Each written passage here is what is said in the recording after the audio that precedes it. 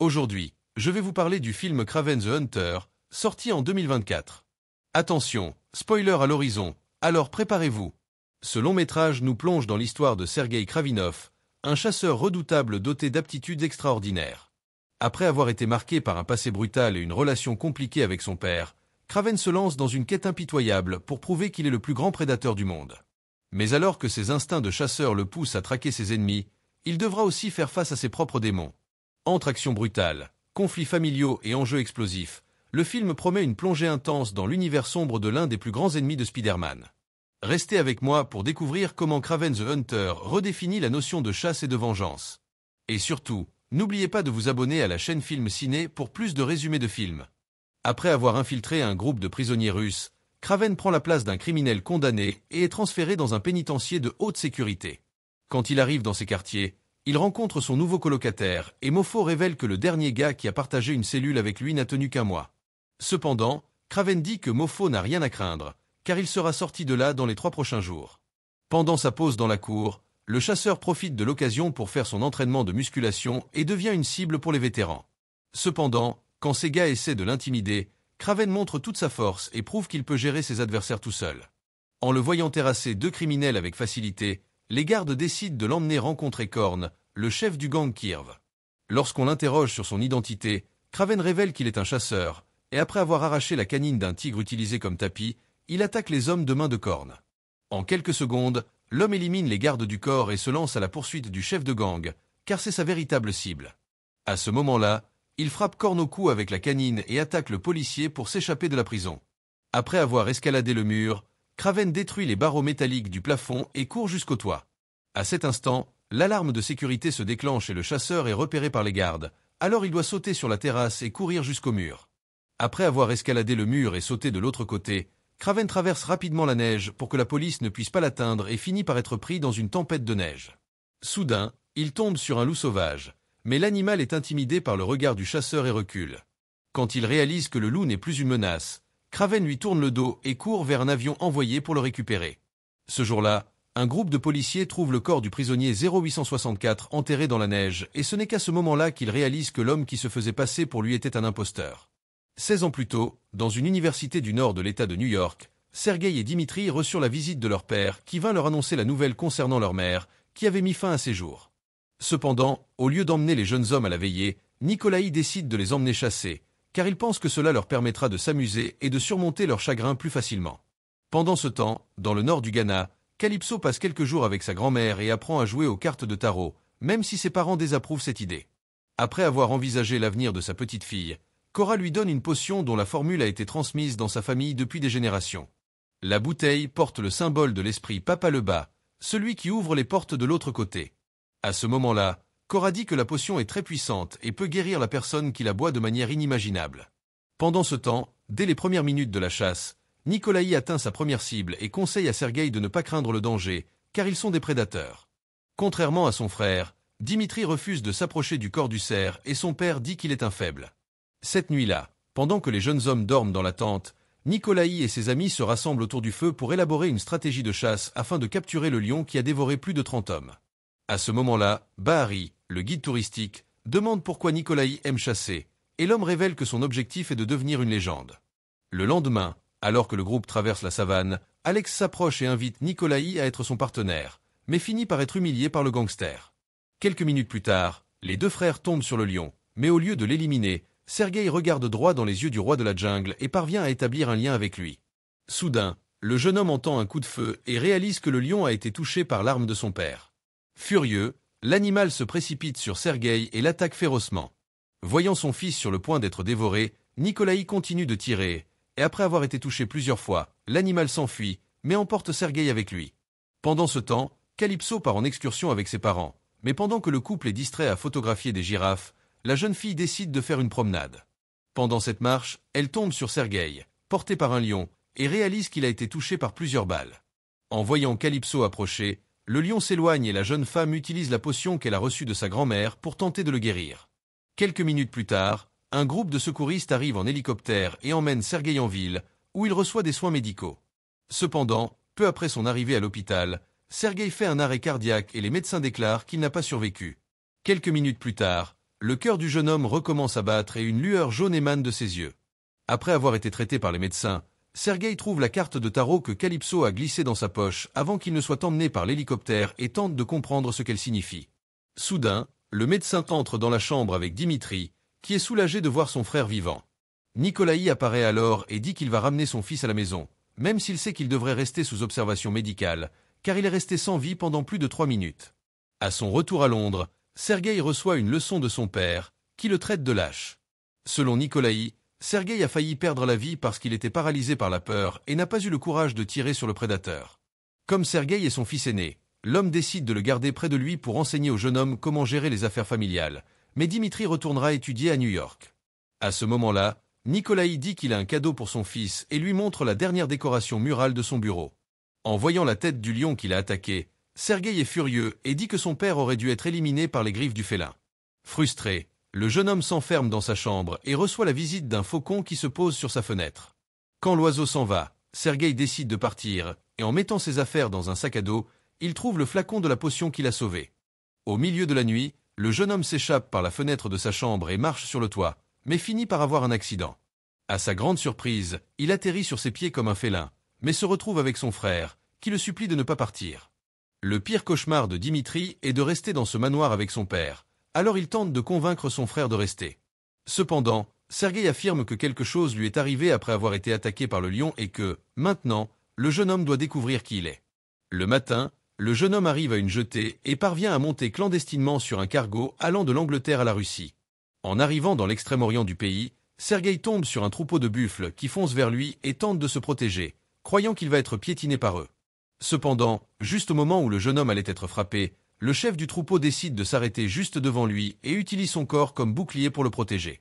De cette manière, tous les autres animaux l'évitent et Sergueï parvient à s'échapper indemne. Après quelques minutes de marche supplémentaire, le jeune homme atteint une forêt où il jouait autrefois avec son frère et trouve la cabane où il passait la plupart de son temps avec sa mère. Cette nuit-là, Sergueï finit par dormir dans la forêt et se réveille en pleine nuit en sentant la présence d'un cerf. Son premier instinct est de poursuivre cette proie, et pendant la course, il réalise que ses capacités physiques ont considérablement augmenté. Quand le cerf s'en va, le jeune homme se rend compte de la gorge qu'il a réussi à sauter et se sent fier de lui. Soudain, Sergueï entend des coups de feu et grimpe dans un arbre pour enquêter sur l'origine du bruit. À ce moment-là, il repère la présence d'une paire de chasseurs et se précipite pour vérifier les dégâts qu'ils ont causés. Quand il réalise que les hommes ont éliminé plusieurs buffles juste pour voler leurs cornes, Sergueï est furieux et prend le couteau qui a été utilisé pour retirer les cornes. À ce moment-là, le chasseur pointe son arme sur lui, mais ne parvient pas à l'intimider. Après avoir lancé la lame sur la tête du vieil homme, Sergueï attaque l'autre gars et l'assomme avec plusieurs coups de poing au visage. Ce jour-là, le jeune homme accomplit le souhait de son père et devient un véritable chasseur, car pour la première fois, il a eu le courage de prendre une vie. 16 ans plus tard, Sergueï conserve toujours la lettre qu'il a reçue de Calypso, mais il se fait maintenant appeler Kraven le chasseur. Après avoir accompli sa mission d'éliminer Korn, il retourne en Russie et se rend dans la maison qu'il a construite dans la forêt. Après une courte pause, Kraven va rencontrer un gang de chasseurs qui vendent illégalement des cornes de buffle et tente de les empêcher de quitter la réserve. Quand il réalise que ces gars ne sont pas prêts à parler, Kraven s'introduit dans le véhicule et utilise une paire de griffes pour attaquer les criminels. En voyant le chasseur éliminer ses acolytes, André accélère le véhicule et parvient à s'échapper, mais Kraven enregistre le numéro de la plaque d'immatriculation de la voiture pour le poursuivre. Des semaines plus tard, à Londres, André rend visite à son employeur pour l'informer de ce qui s'est passé, mais découvre bientôt que M. Tagin a été éliminé. En entrant dans la pièce, l'homme tombe sur Kraven, et après avoir vérifié que le nom d'André figure sur la liste des chasseurs illégaux, il l'élimine avec une arbalète. Ce même jour, Calypso apprend que Samantha Hage, qui a été abattue la semaine précédente, a perdu la vie et assiste à l'enterrement de son ami. Après les funérailles, Calypso affirme savoir que Samantha a été éliminée parce qu'elle a osé défier Korn et loue le courage de la promotrice. En partant, Calypso est abordé par Kraven, qui lui remet la carte de tarot que la femme lui avait donnée des années auparavant. Immédiatement, Calypso le reconnaît et Kraven révèle que Korn a été éliminé, donc il ne peut plus faire de mal à personne. En plus du chef, 6 autres criminels ont été éliminés par le mystérieux chasseur dont l'identité n'a pas encore été découverte par la police. En tant qu'avocate, Calypso n'approuve pas l'attitude de Kraven, mais dit que Korn a eu ce qu'il méritait. À ce moment-là, le chasseur révèle qu'il a une liste de criminels qui doivent être arrêtés et propose un partenariat avec la femme, car elle peut l'aider à localiser ces gars. Après avoir entendu la proposition, Calypso dit qu'elle doit réfléchir avant de donner sa réponse et conseille à Kraven d'être prudent, car s'il s'attaque à ses noms, les gens qu'il aime pourraient être blessés. Quand il apprend que Korn a été éliminé par le chasseur, Alex, qui est maintenant connu sous le nom de Rhino, organise une réunion avec ses partenaires et révèle qu'il a l'intention de reprendre les affaires à partir de maintenant. À ce moment-là, l'un des hommes lui tire dessus et Rhino tombe au sol, mais se relève comme si de rien n'était et retire les balles de sa poitrine. Réalisant que l'homme est invincible, Omar abat ses concurrents pour s'assurer d'être nommé nouveau partenaire de Rhino. Cette nuit-là, Nicolaï est dans la boîte de nuit où travaille son fils et rencontre l'un de ses partenaires, mais ils finissent tous les deux par être attaqués par un groupe de tireurs envoyés par Rhino. Heureusement, Nicolaï remarque leur approche et utilise le corps de son partenaire comme bouclier pour se protéger des tirs, tandis que Dimitri se cache sous le piano. Son père élimine les tireurs et tous les clients fuient la boîte de nuit. Déçu par l'attitude de son fils pendant l'attaque, Nicolaï dit qu'il est un lâche et incapable de se défendre. Le lendemain matin, en sortant de la douche, Dimitri est surpris par une visite de Kraven, qui est venu souhaiter un joyeux anniversaire à son petit frère. Ce soir-là, ils vont tous les deux dîner dans la boîte de nuit et, quelques minutes plus tard, Nicolaï se présente pour rejoindre ses enfants. Le seul jour de l'année où Kraven apparaît à Londres est pour l'anniversaire de son frère, et cette année, Dimitri dit qu'il pardonne à son frère de l'avoir laissé seul avec leur père tyrannique. Après avoir mis son frère ivre au lit, le chasseur décide de sortir dormir dans le parc, car il ne peut pas s'endormir dans la maison. Mais le matin, en revenant à l'appartement, il réalise que son frère a été capturé et saute du bâtiment pour poursuivre les criminels, mais il ne parvient pas à les rattraper. Pendant la poursuite, Kraven court pieds nus dans les rues et heurte le véhicule, mais Omar et ses acolytes parviennent à s'échapper une fois de plus. Furieux, le chasseur saute sur le pare-brise et tente de briser la vitre de la voiture blindée avec ses poings nus. À ce moment-là, le conducteur accélère, mais Kraven poursuit sa mission pour pénétrer dans le véhicule et détruit l'une des portes. Cependant, au milieu du trajet, il a un accident et tombe sur l'asphalte. Quelques minutes plus tard, alors qu'il monte dans l'hélicoptère pour s'enfuir, Omar est à nouveau surpris par l'arrivée du chasseur, qui utilise un filet pour tenter d'empêcher l'appareil de décoller. Juste à ce moment-là, un tireur attrape son arme pour essayer de l'éliminer, mais Kraven l'attaque et se débarrasse de son ennemi en lui lançant une barre métallique dans sa direction. Quand l'hélicoptère parvient enfin à partir, l'homme s'accroche au filet pour être emporté avec lui, mais le pilote le traîne dans l'eau et il finit par lâcher prise après avoir heurté une structure métallique. Désespéré, Kraven se rend au bureau de Calypso pour demander de l'aide afin de découvrir qui étaient ces mercenaires. En utilisant la description donnée par le chasseur, l'avocate demande à ses informateurs de retrouver ses gars, tandis que Kraven va annoncer la nouvelle à son père. À ce stade, Nicolaï est au courant de ce qui est arrivé à son fils et lui dit qu'il a reçu un doigt de Dimitri dans une boîte. Le gangster révèle que les criminels ont exigé 20 millions pour la rançon et n'ont donné que 48 heures pour que le transfert soit effectué. Cependant, Nicolaï dit qu'il ne fera pas le paiement, car il ne s'agit pas d'une question d'argent, mais de pouvoir. En payant la rançon, il admettrait sa faiblesse face à son adversaire, et s'il le fait, tout son empire sera ruiné. Cette nuit-là, l'un des informateurs de Calypso découvre l'identité du mercenaire qui a capturé Dimitri et révèle également l'emplacement d'Omar. Ce que l'avocate ne réalise pas, c'est qu'elle vient de tomber dans un piège, car son informateur a été engagé par l'étranger pour lui transmettre ses informations. Après avoir éliminé le détective avec ses compétences en hypnose, l'étranger appelle Rhino et l'informe que le chasseur est en route vers le monastère. Ce même jour, Kraven prend un avion pour la Turquie et trouve la cachette d'Omar. Après s'être introduit, le chasseur utilise des fléchettes empoisonnées pour se débarrasser des gardes et se cache dans l'obscurité tout en cherchant Omar. Discrètement, il suit une paire de gardes de sécurité et gravit les escaliers pour atteindre le Penthouse. À mi-chemin, Kraven neutralise un homme armé à main nue et, entendant les cris de son homme de main, Omar réalise que le chasseur est déjà passé à l'action. Le mercenaire envoie immédiatement ses subordonnés pour l'éliminer, mais même un groupe d'hommes armés ne peut arrêter le chasseur. Tout en esquivant rapidement les tirs, Kraven élimine tous ses ennemis et parvient finalement à atteindre Omar. Furieux, Kraven l'attaque et menace de jeter le mercenaire de la falaise, mais Omar dit que s'il fait cela, il ne trouvera jamais Dimitri. Juste à ce moment-là, le chasseur voit un missile lancé dans sa direction et doit sauter pour éviter d'être touché.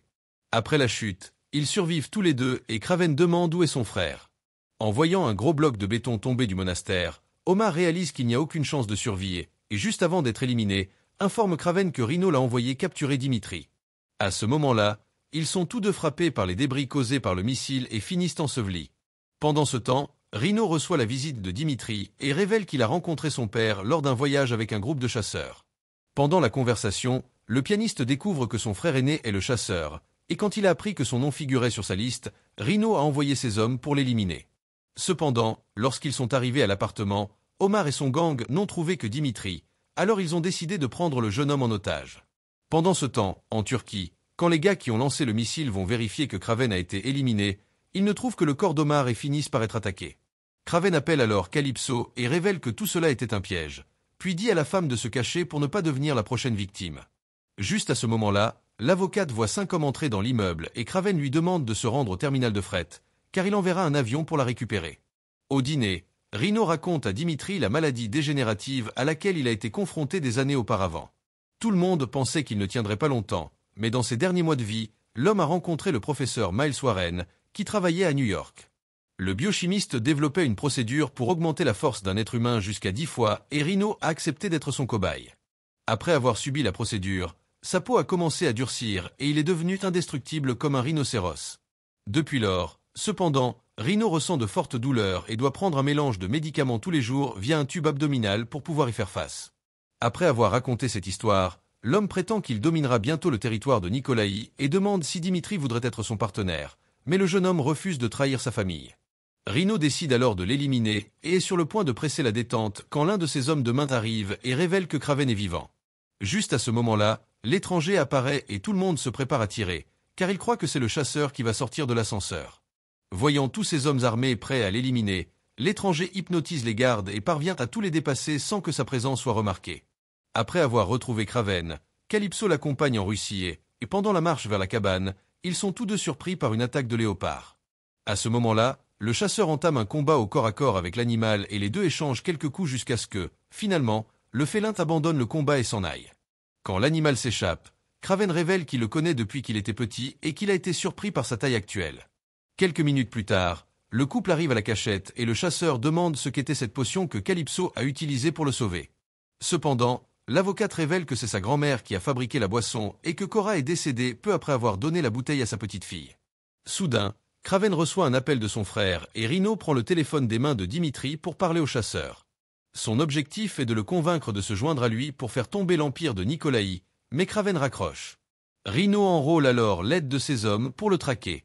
Cependant, avant que les soldats ne se dispersent pour chercher, le léopard apparaît et attaque les criminels, tandis que Dimitri en profite pour s'échapper. Quand le félin s'en va, la mission continue et les hommes de main de Rino s'élancent à travers les bois à la recherche de leur proie.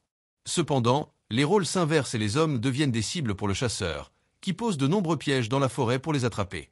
Alors que Kraven est en duel contre les mercenaires, Rino envoie un hélicoptère larguer des bombes dans la forêt et Kraven doit fuir. Quelques minutes plus tard, il réalise qu'il a été touché par une fléchette empoisonnée et commence à souffrir d'hallucinations dans lesquelles il est entouré d'araignées.